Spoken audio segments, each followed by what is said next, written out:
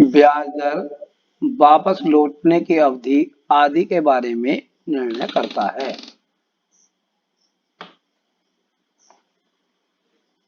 इस ऋण को लौटाने की जिम्मेदारी भी समूह की होती है।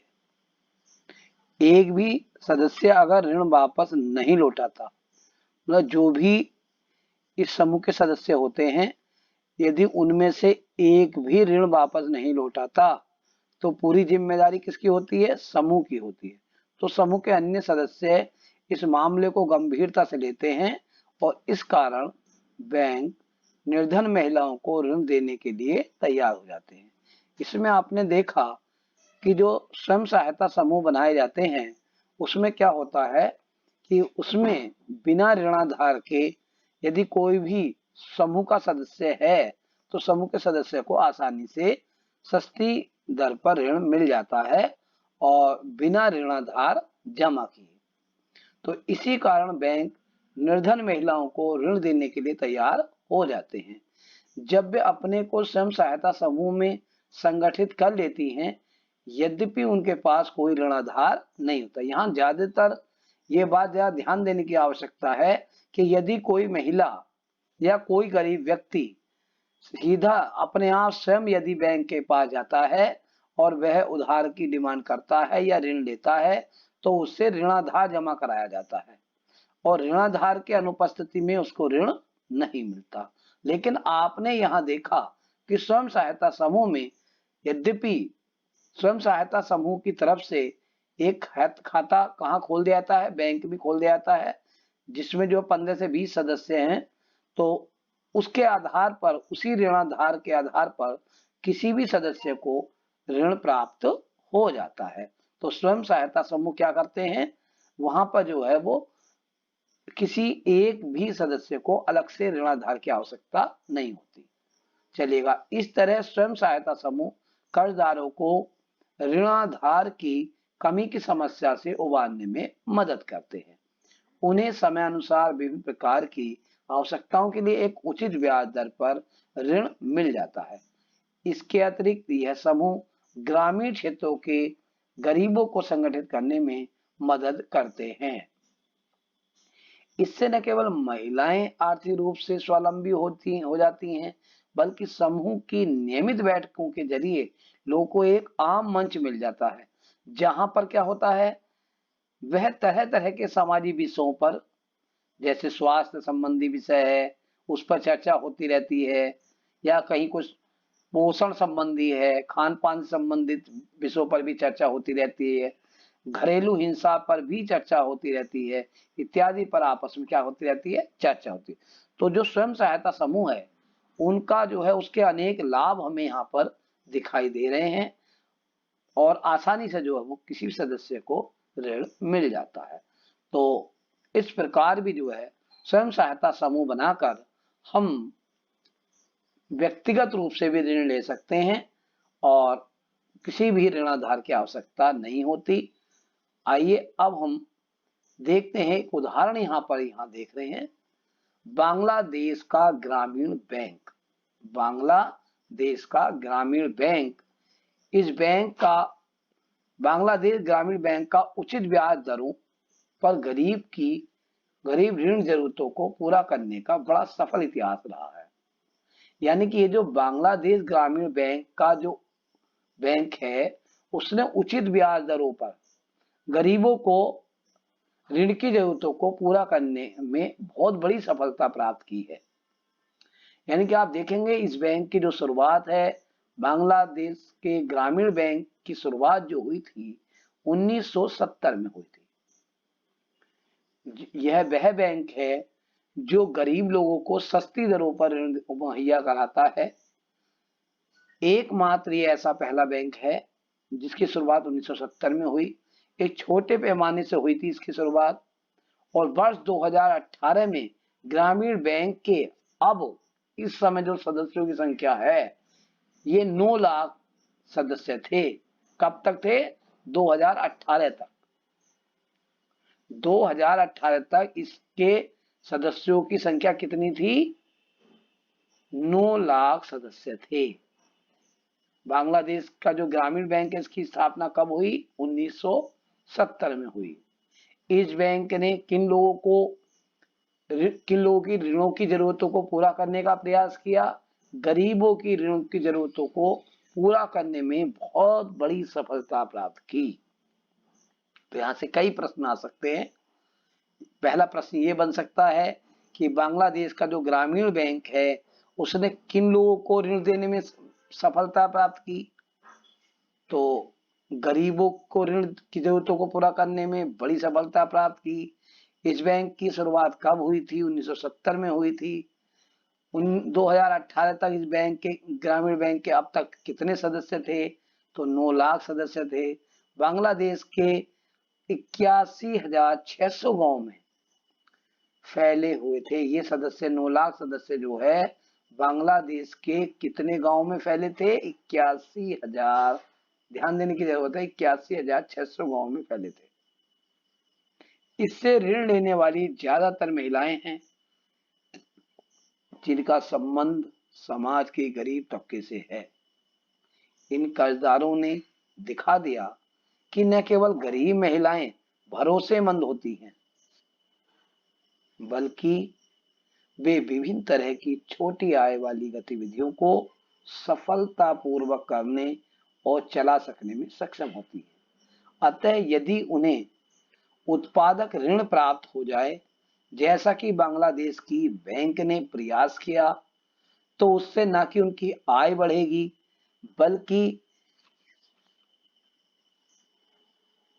बल्कि देश समृद्ध होगा, देश में उत्पादन बढ़ेगा।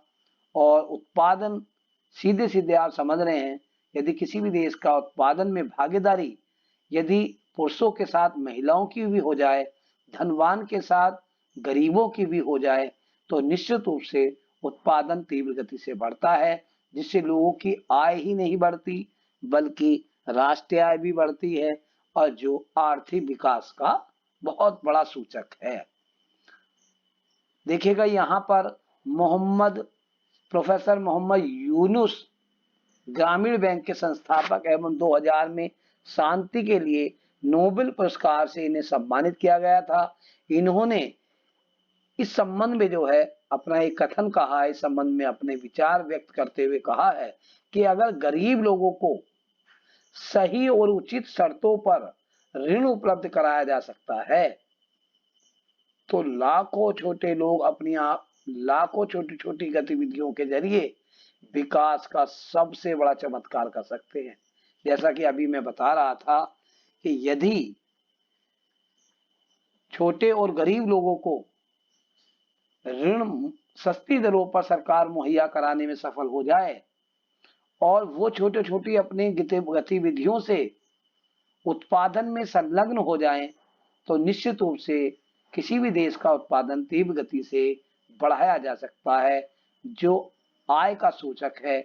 जब परिवारों की आय बढ़ेगी तो निश्चित रूप से देश की आय बढ़ेगी और जो विकास का सूचक है। जैसा कि मोहम्मद यूनुस ग्रामीण बैंक के जो संस्थापक हैं, जिनको 2006 में शांति के लिए नोबेल पुरस्कार से उन्हें सम्मानित किया गया, उन्होंने साफ साफ अपने उसमें कहा है कि विकास का सबसे बड़ा चमत्कार कौन कर सकता है? केवल वे गरीब लोग कर सकते हैं जिन्हें उचित शर्तों पर ऋण उपलब्ध कराया जा सकता है। और वो ऐसा यदि उनको ऋण उपलब्ध कराया जाए तो वे अपनी छोटी छोटी गतिविधियों से, छोटे छोटे व्यवसायों से उत्पादन में सहयोग प्रदान करेंगे और परिणाम स्वरूप देश का उत्पादन बढ़ेगा। आइए अब जैसा कि हमने इस चैप्टर में पढ़ा उसका कंप्लीट यहाँ पर सारांश हम आपको एक बार बता देते हैं। इस चैप्टर का मुख्य उद्देश्य क्या था, किस प्रकार जो है वो मुद्रा का जन्म हुआ, किस स्थिति में जो है वो कब कौन सी मुद्रा का प्रयोग किया गया, इसमें हमने बहुत कुछ चैप्टर में पढ़ा है। तो संक्षेप में देख लेते हैं कि इस अध्याय में हमने मुद्रा के आधुनिक रूप और बैंकिंग प्रणाली से इसके संबंध को देखा। एक तरफ जमाकर्ता अपना धन बैंकों में जमा करते हैं। ये बैंकों में कौन लोग होते हैं? जो अपनी आय का एक भाग बचा लेते हैं और उस बचे हुए भाग को बैंकों में जमा करते हैं। तो वहां से क्या करते हैं, एक जमा धन पर इन्हें सूद प्राप्त होता है, ब्याज भी प्राप्त होता है, और दूसरी तरफ इनके धन को संरक्षण भी मिलता है। दूसरी तरफ कर्जदार जिन्हें ऋण की आवश्यकता होती है वो बैंकों से ऋण लेते हैं, और बैंक इन्हें अधिक दर पर ऋण देता है। जैसा कि आपने इस चैप्टर में पढ़ा, आर्थिक गतिविधियों के लिए ऋण की जरूरत होती है। भाई कोई सी भी हम आर्थिक गतिविधि करें, कोई कारखाना खोल लें, कोई उद्योग खोल लें, हैं, कोई भी कार्य करें, किसान के लिए जो अपनी जो है फसल बोता है उसके लिए वह ऋण ले रहा है।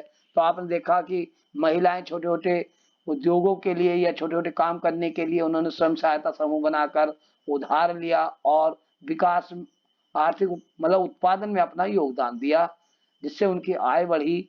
तो हम देख रहे हैं कि आर्थिक गतिविधियों के लिए ऋण की जरूरत है। ठीक है, जैसा कि हमने देखा ऋण के सकारात्मक प्रभाव हो सकते हैं। यदि ऋण के सकारात्मक प्रभाव का यहाँ मतलब है कि अगर ऋण जो है उधार लेकर यदि हम सही से, यदि गरीबों को ऋण मिल जाए और वो ठीक से आर्थिक गतिविधियों में संलग्न हो जाएं तो उत्पादन में वह योगदान दे सकते हैं। तो इससे आपने देखा कि सकारात्मक प्रभाव हमें दिखाई दे रहे हैं, हो सकते हैं, या कुछ परिस्थितियों में वे कर्जदार की स्थिति और बदतर कर सकते हैं। जैसे आपने देखा देसी साहूकार से लिया गया जो ऋण होता है, यदि आपकी परिस्थितियां विपरीत हो जाएं, मान लीजिएगा एक किसान ने, स्वपन्ना ने जो है ऋण लिया था और उसने देखा कि उसकी फसल बर्बाद हो गई, और जिसके कारण वह उसे दोबारा से ऋण लेना पड़ा अगली फसल के लिए, जिसके कारण अगली बार उसकी जो सामान्य फसल हुई थी उसके बाद वह ऋण जाल में फंस गई और आपका अपना ऋण जो है उसे चुकाने के लिए भूमि का कुछ भाग उसे बेचना पड़ा। तो इस तरह से जो है परिस्थितियों में से कर्ज की स्थिति और बदतर कर सकते हैं। ऋण विभिन्न स्रोतों से उपलब्ध होता है। अब इसके स्रोतों का भी हमने अध्ययन करा। इसमें आपने देखा औपचारिक स्रोत, जिसमें बैंक और सहकारी समिति आती हैं, और इसमें जो है स्वयं सहायता समूह भी बनाकर हम बैंकों से जो है ऋण ले सकते हैं। तो ये औपचारिक स्रोत हो गए। और गैर औपचारिक स्रोत में हमने देखा कि क्या है, जैसे जो है देसी साहूकार है, रिश्तेदार हैं, मित्र हैं, बड़े किसान हैं, तो ये क्या करते हैं, ये जो है ब्याज दर इनकी अधिक होती है और ऋण विभिन्न स्रोतों से। तो ऋण के स्रोत मैंने यहाँ पर चर्चा इस पार्ट में किया, ये औपचारिक और अनौपचारिक दोनों तरह के स्रोत हो सकते हैं, जैसा कि हम अभी यहाँ पर चर्चा कर रहे हैं। औपचारिक और अनौपचारिक ऋणदाताओं में ऋण की शर्तें में बहुत फर्क होता है।